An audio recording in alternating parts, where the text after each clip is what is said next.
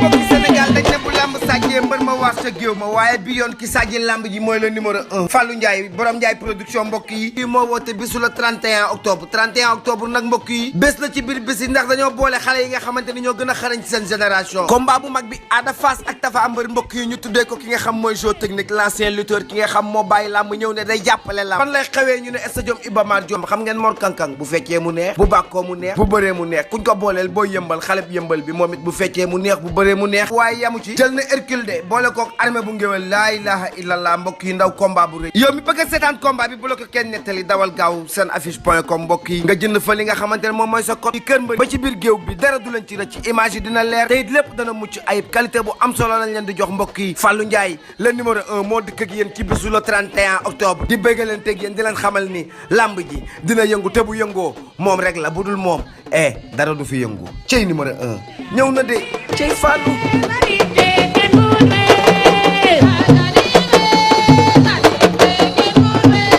ñu seetaan combat bi gis ngeen ni que victoire de Fils de Balla en moins de 2 minutes de combat rapidement moins de 1 minute ou moins de 2 minutes de combat en tout cas combat bi mettiwul torop ci Fils de Balla arbitre sifflé na ñu léewtoo ñu mépp ñoom ñaar ñëpp dañu mépp automatiquement Fils de Balla daw entamé benn entrée en jambe jàpp ci ngemb ki nga xamante ne moom mooy général Malika di enchaîner ay coups Fils de Balla fàqat ko wër ko nombo dóor yëkkati dóor ci suuf tenté waat ay action finalement bu général Malika di wëlbatiku ci la ko Fils de Balla caxabal mu daanu donc loolu moom mooy le film du combat en tant que tel ñu war ci waxtaan rapidement l'avenir de général Malika l'avenir de Fils de Balla ñoom ñaar fan lañ jëm ak itam est-ce que amateur yi jël bi belt na leen waaw loolu yëpp faaw ñu waxtaan ko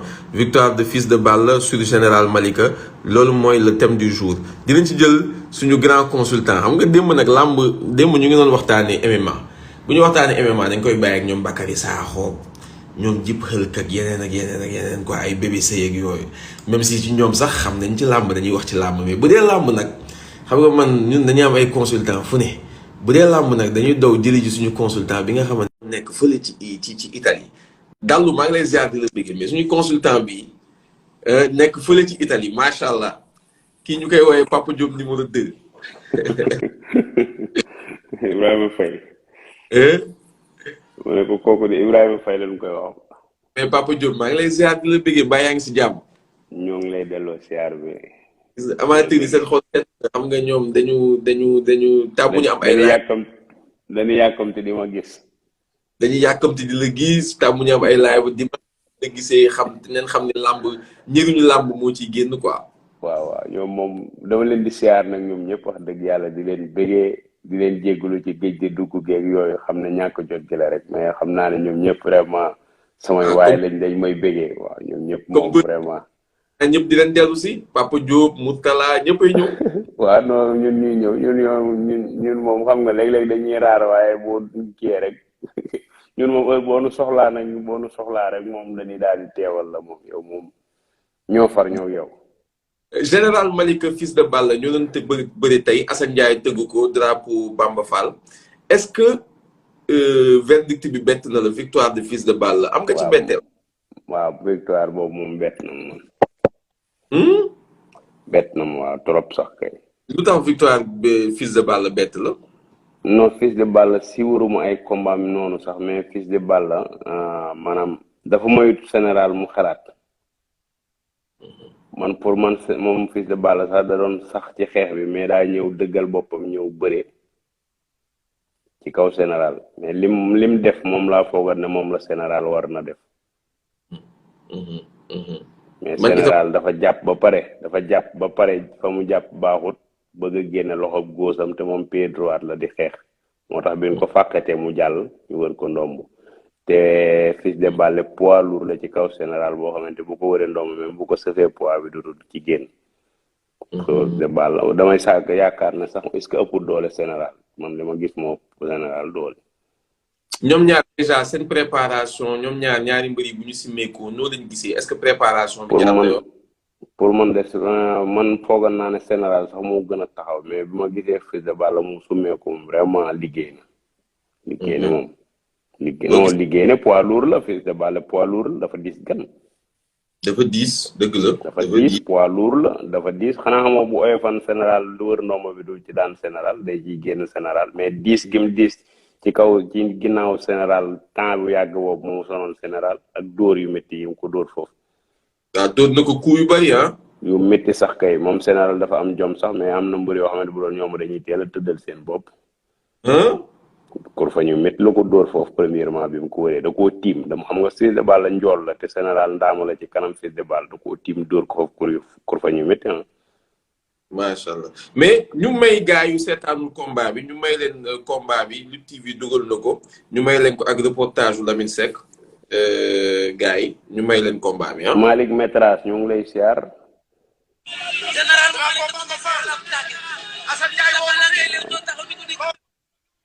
waaw baax na foofu baax na teel noonu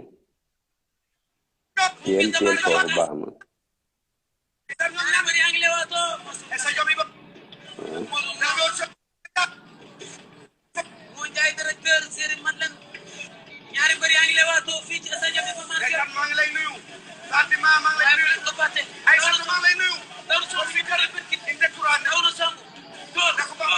war nga général.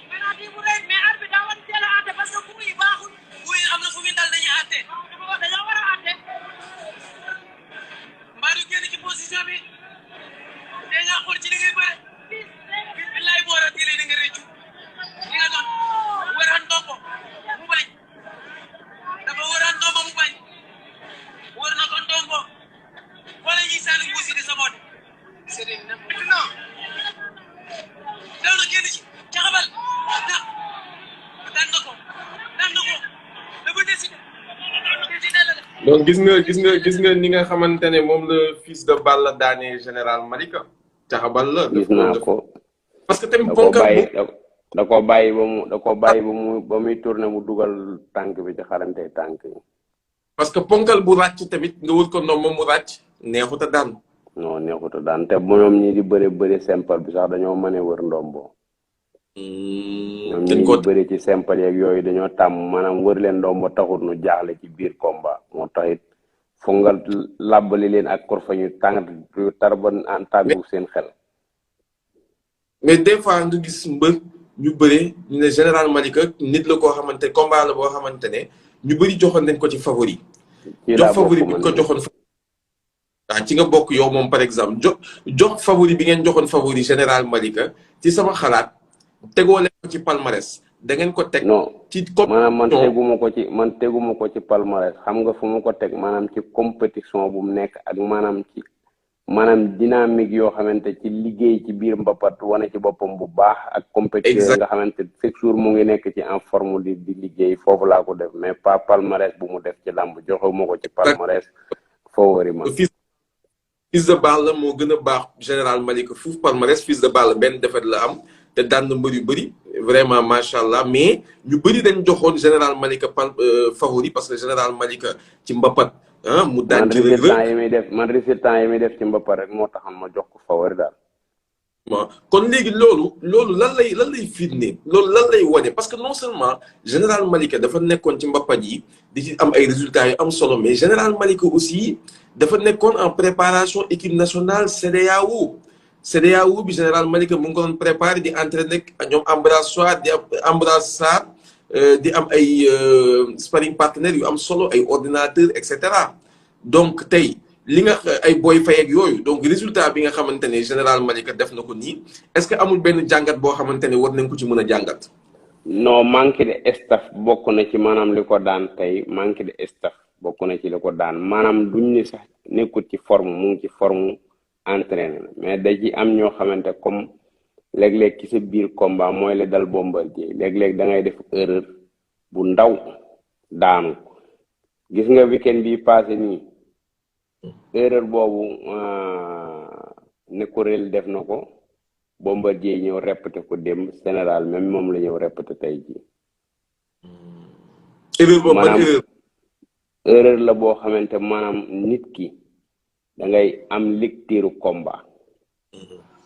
lecture combat dafa baax ci bépp sportif boo mën di gis am lecture xool combat munuñu la jekkoo bëgg a dóor. dëgg la da ngay nekk sa jekk li nga wax xam-xam la. waaw da ngay nekk mënoo jekkoo bëgg di dóor général bi fi ñu ko egg moom Fils de Balla moom ci boppam général li ko général li Fils de Balla def général loolu la général war na defe Fils de Balla jàpp ko bëreeg moom mais Fils de Balla moo bàyyi maninam ñëw fekk si général bëreeg moom ci biir bëre ba jekk ko ci biir bëre jàpp ko duma ko nag duma yi mu bëggan def ko door koo daan mais mën naa am bu taxawan xeex ak moom ci kaw mën naa am général wàcc egg foo xamante Fils de Balla du bëgg loolu moo tax mu ñëw jàpp ko bi mu ko jàppee général moom pied droite la boo nekkee pied droite ba pare génne sa loxo bëgg a xeex sa beneen côté bi day af moo tax gis nga ko bi mu téye ci ngembali te kee da koo sut bi mu ko fàqee daf ko romb mu wéyaloog moom mu yéeg ci ginnaaw gi dóor ko foofu cross yoo xamante daanaka moo yàq làmbam. avant may ñëw ci Bamba El Capo damay dëggal lu Papa Diop numéro 2 wax on dirait que suñu ay mbër dañuy dem ci ay amuñu lecture te waaw non seulement amuñu lecture mais préparation gameplay maanaam stratégie dañ ko dul am parce que amuñu ko mun nañ ne sax seen ay adversaire ñoo leen di ëpp stratégie de combat Néckorel Marley dafa am une bonne stratégie de combat Marley dafa xam ni Néckorel ci tànk yi mbër la boo xamante ne neexut a daan ci ay tànk. neexut a daan ci tànk yi léegi. dafa tànk Marley dem laal tànk bi bàyyi tànk bi xaaj ko da koo xaaj maanaam dafa boole ndigg li ak ci suuf téye foofu maanaam da koo xaaj li mu Marley mu bëre ak général mu loolu rek kay bëre da koo xaaj ñëw ci suuf eggut ca kaw ci digg li la yem rek téye. kon noonu la Marley bëri Néckorel ba combat bi jeex day étouffé Néckorel da koy takk bu yàggee Néckorel dootul nooyi parce que fu muy moom la da koy étouffé noonu la Marley bëree ba daan Néckorel Marley am une bonne stratégie Néckorel moom wóolu na ay tànkam te xam na ni Marley fa lay ñëw donc amuloon benn stratégie dafa ñëw rek bëri amutoon maanaam lu mu ciy nëbb maanaam da ngay nëbb li nga man ba nit fekk la ci nga def ko exactement Général Malika moom peut-être gars yëpp nee nañ ko mbaa xam nga ni Fils de Balla day xeex seeg yow. moom xeex moom mu jël xeex boobu yëpp ko ci mayenam Fils Balla ñëw weddi xeex ba ñëw bëreeg moom ci biir bëre ba jekku ko door koo dugg. Bamba El Capo dégg nga lu Papa Diop wax lan mooy sa analyse yow ci combat bi. waaw Beuz maa ngi lay ziar di ziar grand Papa Diop. moo di ziar gars yi suivre live bi yëpp maa ngi leen di bëggee di leen ziar. waaw di wax ne bon damay dégg gars yi ñu ci bëri naan làmb bon waxut dëgg bu ñu dee wax loolu nag man après dama ci amaat benn jànget ma cof ci lu gàtt rek ci combat Néckorel Marley Néckorel benn ci Lansar ak ay mbokkam ci ñu bëri wutaloon nañ ko beneen adversaire bu bokkut ak Marley te bëreegut ak Marley. dëgg la xaw ma dégg nga moo la déggoo ma. Néckorel merci bu baax dégg nañ li nga koo wax dañu naan Néckorel accam rek bu arbitre bi soufflé accam fekk booba jël na Marley te xamul kan mooy Marley buzz nañ deltu ginnaaw ñu xool bu ñu gindee Néckorel mbër yi mu daan ak Marley ñi mbër yi mu daan Marley moo gën a riis mbër yi mu daan ni ko Néckorel waaw loolu man bañu ma ci ba bu la neexee ñu demaat ci YouTube bi ñu xool ko Xaadim Sarr bi muy bëree 50 Cent baat ak tontu la te 50 Cent bu école de lutte Mor Fadam kenn tàqu koo xeex Xaadim Sarr dafa ñëw taxañ ko dem Marley période bi nga xamante ne bii ne mi ngi jël Xaadim Sarr ñëpp dañ na Marley day xaru Marley ñëw xeex ak moom bëri moom daan ko jël bu rëy dem te dama lay wax ne la Néckorel benn maa ngi dégg sànq ngay développé ci comme dafa laal tànk bi bàyyi ko fi dem jël ndigali mais Marley am na takk bi mu koy takk mais neer yi dootul noy te et puis li gis nga maa ngi dégg grand papa Cheikh Papa Diop di ko xaw ma gis nga nit li nga mëne da nga koy jël nga denc ko quoi dem ba au dernier moment. mais Néckorel la njool mu toll ni moom buzz siggi taxaw temm ni poto lampe ni nii laay bëree fal force su mu waay li ngay maye di ci rëcc su am na ñooñ boo leen ko maye bala ngay xam li xew daan nañ la ba ñibbi loolu la ko Marley def ñu jël ko yóbbu moo tax Marley bi mu daanee Néckorel la man bettu ma parce que xam naa Marley nag daf ma soof su ma nee daf ma soof mooy dollar la day yéeg a ko wàcc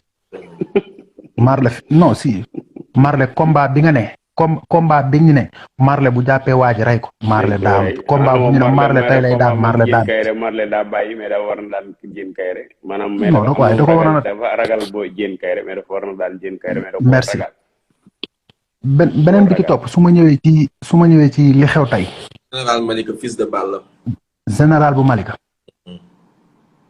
wallahi lazim da gaa yu bëri keroog dañuy wax ma ne leen général bu Malika ay mbokkam nañ dem wax ak moom. dafa naagu bu mu ëpp. bu njëkk ba dañ ko jàppoon combat bi yàqu ci ki ko yàq mooy fils de Balla parce que parewul bu ñu waxantee dëgg parewutoonul parce que buzz mënuñu ne combat bi da nga ko jël y a quelques moments nga dem taxaw tànk ne da nga damm ñu di gis la ci ay fan Youssou Ndour bu Balla Gaye bëri na fi ak benn booyu Bawol. Youssou Ndour ko indi doomu Cheikh Mbaba bi merci kon pare wutoonul mais bi mu paree dafa ñëw pour dëggal boppam man suma favori bi ma koy joxee dama ne général bu Malika mooy suma favori ba tey jii moo nekkoon suma favori ba ni daan mais nag néew ma la favori mooy yaay daan merci ma ne leen su may joxe suma favori parce que li tax may joxe favori mooy général bu Malika bàyyil xel ne diira bi Covid bi ubbee ba léegi mi ngi compétir di jël di ñàkk kon kooku pare na wëlbati ko mi ngi équipe nationale fa la jógee ñëw bëri si nekk ak ñoom ay Boy Faye ñoom Cheikh Tidiane ñaa wala ñoom Ambroise Sarr ñooñu ay borom xam-xam lañ dun ay cuune kon beneen kon kooku pare na fi. mais léegi leneen. ngeen baal ma est-ce que tey boo ngeen gisee mu cuq leen foofu. est-ce que loolu ça ne remet pas en question le niveau de l'équipe nationale est-ce que ça ne remet pas en question le niveau des mbapat est-ce que mbapat am na niveau par rapport ak lutte avec frappe.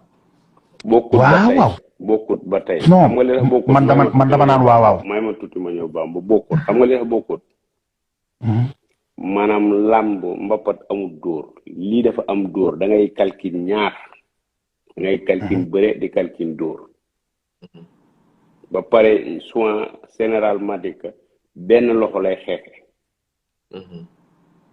amul staff bu mag ñoo xamante ay cadre mbër yu topp ci ginnaam yoo xamante da ngay ñëw ñu étudier le combat teg la ne la bëreel stratégie bi nga tegal la loolu nga ñëw liir ko bëri loolu dem nga yem juste ci mbapat bi maanaam est-ce que bu ngeen gisee mu pose leen question boobu parce que en général ñun on a tendance à surestimer mbëru mbapat yi ni waa ji mbapat la jógee non mbapat bi ñëpp lay daan wala mbapat bi dafay neexle donc mu ngi ci compétition mais est-ce que mbapat bi am na niveau est-ce que mbapat bi ñi nga fay daan say naataangoo leen parce que mbër dina bañ a dem mbapat mais mu loolu am ay sparring partenaires yu baax respecter entraînement am yi comme il le faut préparer man mbëri mbapat yi ak ànd yëpp ñu gën a performant mbër bi nekk ci compétition ci mbapat parce que nekk ci compétition ci mbapat amul adversaire de taille foofu laa bëgg ñu comparer. waaw foofu maanaam da koy gën a xam maanaam ki nekk ci arène bi da koy gën a miin ñime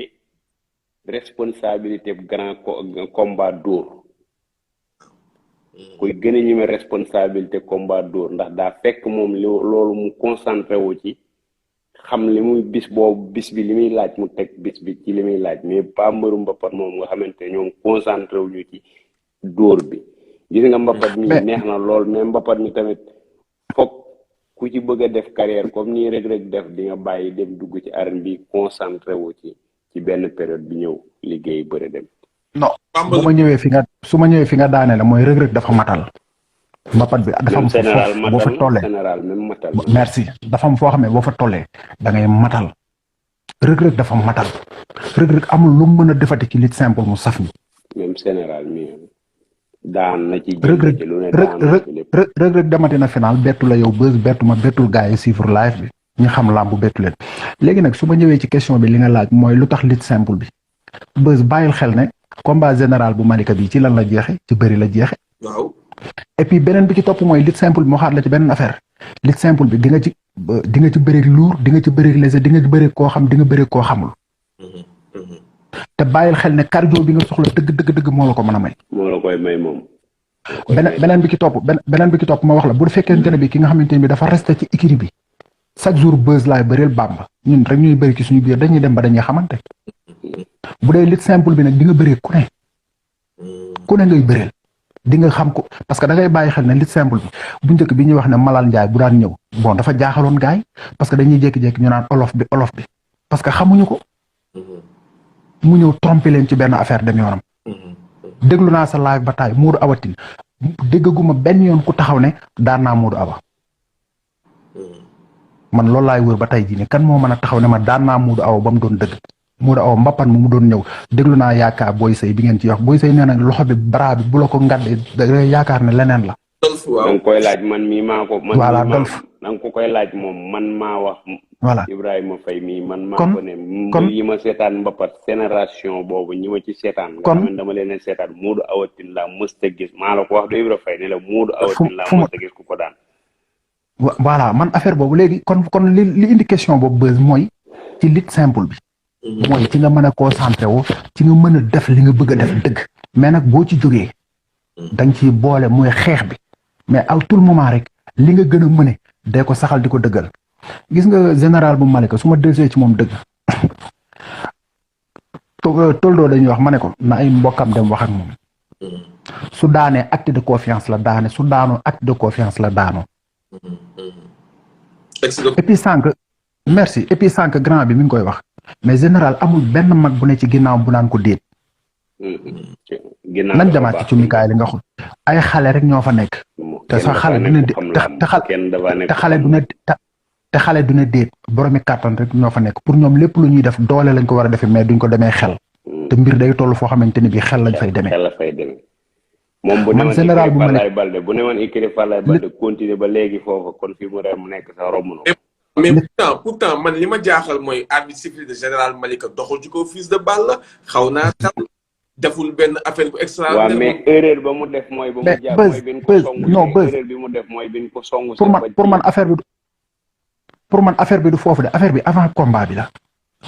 état d'esprit non maanaam merci non parce que général bàyyil xel général bu Malika daf ma joxaat combat Siteu Gouye Gui mënoo ñëw ne bi nga nee cëpp ci oto bi nga commencé di fecc li mu joxe dafa ba nga ne bi mu nee cëpp ci oto bi la commencé di dégager fo kooku mun ànd ak esprit bu baax. maanaam moom mu ngi jubilé depuis combat bi mu taxee ba léegi mu ngi.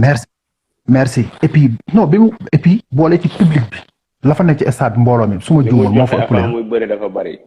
ma may leen benn bu neex dafa am benn tournoi benn claf boo xamante ne promoteur bu mag mu ngi koy dox mais claf boobu noonu man li ma jaaxal poule yu ñu ma limal général Malika rek moo fa am combat ba pare ñu boole ko ci poule yi boole ko ci benn poule bu doy waar loolu mooy daf mel ni général Malika jàppoon nañ ni daan na Fils de Balla ba pare man keroog loolu ma jaaxaloon bu may dégg. mooy li ma la wax ci ne ko réel général bu Malika moom it wutal nañ ko beneen adversaire te bëreegul. dëgg la. parce que accam lañ doon wax. man kay déggoo li ma la wax. man mii kay ci laa bokkoon man. gis nga sama alal tey ci général laa koy teg. Fils de Balla su ma juumul benn defet la am. waaw mbër la de. Bour Sine moo ko def. mbër la de. te combat am ak Bour Sine boobu noonu benn manque de concentration dëgg moo tax mu ñàkk ko. benn Bour Sine touché na ko coup bi mu def replier mais daw ba raw ci ngóora la bokk te du yéen a koy wax. te jege nga saako yi peut-être nag am na foo xam ne mënul toll fa génn pour génn te boo xoolee Bour Sine moo demine Bour Sine nag koo xam-xam ne daa wex. moom day dóore. Bour Sine moom ci ay moromam bëgg xeex bañ xeex. dëgg la. léegi nag Fils de Balla tey jii nii man li ma doon wax tuldo ma ne leen su ma ko yóbboo ba arbitre du soufflé dama koy gëmloo xeex bu mu gëmul parce que général bu Malika su ma juumul am na yaa 3 kaw wala 4 kaw te ñi mu xeexal ñëpp sañ-sañ la doon demee ñoom maa la ëpp doole général bu Malika boo koy cuq muy ñëw mooy suñu frère comme alliance Serigne de Bombardier booy dóor muy ñëw. booy dóor muy ñëw démb dañ ko fàdd bëgg a damm tànk bi. foofu nag ma am benn affaire bu ndaw rek buzz nga may ma développé ko ci. ci suñu mbokki sénégalais yi. waaw mais balaa ñu ñëw ci foofu balaa ñu ñëw ci MMA bi dinaa leen may yéen ku ci nekk ngeen wax ci kàddu après parce que transition ginnaaw bu ñu paree général Malika ak Fils de Balla bëgg naa tuuti ñu wax ci Balla Gaye Bombardier am na yenn question yu bëgg ñëw mais balaa ñu dem ci foofu balaa muy foofu noonu ci MMA ci Bombardier ci Balla Gaye ci fi ngay dugg mbokk sénégalais yi Papa Diop ñu bëgg yan adversaire ñoo war a taxaw fu mu toll nii pour Fils de Balla parce que Fils de Balla a confirmé tey jii parce que carrière bu am plus de 13-14 combats xaw ma 15 combats benn def am Fils de Balla fu mu toll nii jot na mu dugg tey ñu jox ko ay moromam ban adversaire pour Fils de Balla tey Papa Diop. Fils de Balla mënut a bëre ak Moussa Ndoye. Fils de Balla Moussa Ndoye waaw Moussa Ndoye mën na ko tàllal loxo combat bu neex la. Fils de Balla Mbaye Guy gi. non Fils de Balla Mbaye Guy gi gisuma combat boobu. ku raw kon moo raw ñoom ñaar. pour man Fils de Balla moom c'est que raw sax du ay raw Mbaye Guy gi Mame Balla la mujjee bëreel mais maanaam dayo yi jëmm yi quoi combat yooyu du neex pour man. kon na ko Moussa Ndoye tàllal loxo combat la. Balla Moussa Ndoye Serigne Ndiaye numéro 2 Gris 2 genre adversaire yooyu. mais général ba kii moom foo kii nag nu mu tuddati Franc ak kii baaxul. Fils de Balla góor a soq Fils de Balla góor a soq Fils de Balla soq. buzz. waaw ñëwal. Fils de Balla. doomu dàng combat la. Fils de Balla góor a soq te combat la Modou Anta ca Thiès combat la. soq mii di wër di wax combat la gis nga buzz ñu war a bëri nañu bëri quoi. ak caatu booy kii nu mu tuddati. buzz ñu war a bëri nañu bëri ci seen. ñu war a bëri nañu. non ñu war a bëri nañu bëri ci seen biir quoi buzz. parce que benn affaire gis nga dama lay wax ne la gis nga moo dal Eumeu Sène junior buzz dama lay wax ne la gis nga say naataango buñ jëy 10 personnes nga rabb set yi bala ngay jeexal 10 personnes yi beneen catégorie judduwaat. te xoolal fi ngay jële 8e bi foofu ngay daanoo. Fils de Balla góor a soq. Fils de Balla doomu dàngu. Fils de Balla Modou Anta ca Thiès. est-ce que tamit yow li ngay bañ ci Fils de Balla. pour mu bëri ak ay moromam est-ce que du loolu ngay def góor doomu dàngu itam. dàngu dafa yàgg ci ligne bi. defet bu mu amee defet ci digganteem ak Ramdan boo xoolee ba léegi mu ngi confirmer di tegale ay victoire. tegal na suma juumul 3 ou 4 victoires parce que bu mu daanoo ci Ramdan ci la daan soq daan ñàkk jariñu waaye daan itam ki nga xamante ne moom mooy feu rouge. waaw Fils de Balla kii nu mu tuddati Fils de Balla ak Sarko nag loolu gis nga ak li ngay wax ci Sarko. Fils de Balla ak Zarko waaw combat. waaw mais ba léegi Fils de Balla jëmm yi ba léegi jëmm yi mais beneen bi ki topp mooy. bu fekkoonte ne bi na Baara Ndiaye ak kii tàqalikoo nañ Cobra bu Pikine dafay am foofu place ak Baara Ndiaye ak Cobra bu Pikine Mboro bu ñu tàqalikoo woon dafay am foofu place mais jam ceeri nañ dem jëli ko ci la bokk. jam ceeri ca Kayeer ca la bokk. jam ceeri leen man ñoom ñëpp. nañ dem jëli jam ceeri boole ko ci la bokk. du ma bëre ak jam ceeri man. mais bu fekkante ne bi de ambulance bu Thiès ak armée tàqalikoo nañ ci la bokk. man de jam téeri lu tax mook soq duñ ko tëgg jam téeri mënul daan jet li ba pare du bëri soq jam téeri soq la war a bëreel laay Pythagore wuy ma bés laay Pythagore amul combat ngi noonu Laye Pythagore amul combat. mook kan. mook Fils de Balla. non Fils de Balla man Laye Pythagore. Fils de Balla parcelle góor a soog la fa. góor a soog la fa am non yow Laye Pythagore dafa perte connaissance. Serigne Ndiaye 2 ak Gris 2. Fils de Balla Serigne Ndiaye 2 Fils de Balla mun na koo bañ parce que palmarès boolewu leen. mais comme neexi ji la. c'est que lan mooy problème bi mooy gis nga li ngay wax ci doomu daangu pour ma wax ci mooy doomu daangu yàgg na ci yoon bi loolu moo daloon Tyson 2 yàgg na ci yoon bi te ñi ko war a jël nanguwuñu koo jël mais léegi nag dafay toll da ngay reculer benn pas mais nag bu boobaa bakkan bi nga ciy teg jël benn booy bu ñuy coow nga taxañ ko après day yokkaat saw yoon mais bu fekkoon ne bi da nga bëgg a taxaw fi nga taxaw toog di xaar da ngay mujj dem muudu ji te loolu bëgguma ko ci mbëri. am na solo kontaan naa ci yéen ñaar ci aspect Fils de Balla léegi rapidement rek en 1 minute 30 secondes Pape Diop 2 Général Malika kan la war a bëreel. non bàyyil demande boobu Xaadim Général Malika moom fi mu nii. Capo Bamba ñëwal. waaw Général bu Malika bu fekkee dama dem Parcelles dama fay fekk Dame Sène ci victoire la jógee. Général mënu koo bañ ci defet la jóge. dëgg la combat bu nekk. su ma neexee ma tëggaat combat yërmande damay dem ci tëngee jël doomu daangu kii nu mu tuddati booy gàmmu gi ne ko Général yéen ñaan ñëpp da ngeen a daanu ku ci daan génn dem. combat bu neex la. waaw loolu su ma loolu bu la neexee da nga koy Général bu Malick Ibou Ndiaye ubbali bii daanoogul te dafa ay la dama koy daan tegwaat ci sama yoon. est-ce que waaw waaw est-ce que Général ko man ba nga ni da nga koy daan tegwaat sama yoon. non su ma nee dama koy daan mooy dama bëgg ñu boole leen. waaw Général dafa gën a màndi xeex de. waaw merci mi ngi noonu foofu laay waxe kan a gën a ñor xeex. Général moo gën a ñor xeex Général mbëru bëri dóor la Obali mbëru mbapat la. mi ngi noonu Général am na 4 kaw xuma suma juumul 3 kaw. Général am na ñu mu mën a bëreel su fekkee nag nangu nañu koo jël. parce que nag gars yi dañu wër-wërloo bi quoi dafa metti. nee na bëgg na boobu de bëgg na Général Obali wala Général Kalmu Ndour wala. ku wax loolu. Kalmu Ndour. non Kalmu Ndour moom gëwuma ko quoi. du tax. non parce que Kalmu Ndour li ko boole ci làmb ji mën nañ ne bari na bariwul su ma juumul mi ngi ci 5e combat xaw ma 6e combat. 7e combat bii nekk 7e combat te Général nag lu mbaam gàtt xam na ni ci jur gi la bokk. Général bu daanan combat bi. yaakaar naa dina ko yóbbu fa sori su ma juumul. waaw da ko dugal ci làmb moom. merci léegi nag Général bu Malika ñi mu mën a bëreel ci làmb ji bëri na. léegi nag même Eumeu Sène Junior na ko gars yi tàllal loxo quoi mu yéeg. parce que yàgg na ci yoon wi trop. war a dem de.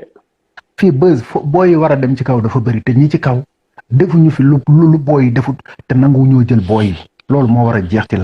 ay mbokki Sénégal dañ ne bu lamb sàjjee mbër ma waas ca géew ma waaye bi yoon ki sàjji lamb ji mooy le numéro 1 Fallou Ndiaye borom Ndiaye production mbokk yi kii moo woote bisu la 31 octobre 31 octobre nag mbokk yi bés la ci biir bés yi ndax dañoo boole xale yi nga xamante ni ñoo gën a xarañ ci seen génération combat bu mag bi Ada Fass ak Tafa Mbër mbokk yi ñu tuddee ko ki nga xam mooy jeu technique l'ancien lutteur ki nga xam moo bàyyi lamb ñëw ne day jàppale lamb fan lay xewee ñu ne stade Iba Mar Diop xam ngeen Mor Kankang bu fekkee mu neex bu bàkkoo mu neex bu bëree mu neex kuñ ko booleel boo yëmbal xale bi yëmbal bi moom it bu fekkee mu neex bu bëree mu neex waaye yamu ci jël na Hercule de boole kook armée bu ngéwél laa ilaha illallah mbokk yi ndaw combat bu rëy yow mi bëgg a seetaan combat bi bu la ko kenn nettali dawal gaaw seen affiche.com mbokk yi nga jënd fa li nga xamante ne moom mooy sa code yi kër mbëri ba ci biir géew bi dara du leen ci rëcc ci image yi dina leer te it lépp dana mucc ayib qualité bu am solo lañ leen di jox mbokk yi Fallou Ndiaye le numéro 1 moo dëkk ak yéen ci bisu le 31 octobre di bëgg leen teg yéen di leen xamal ni lamb ji dina yëngu te bu yëngoo moom rek la bu dul moom dara du fi yëngu cey numéro 1 ñëw na de cey Fallou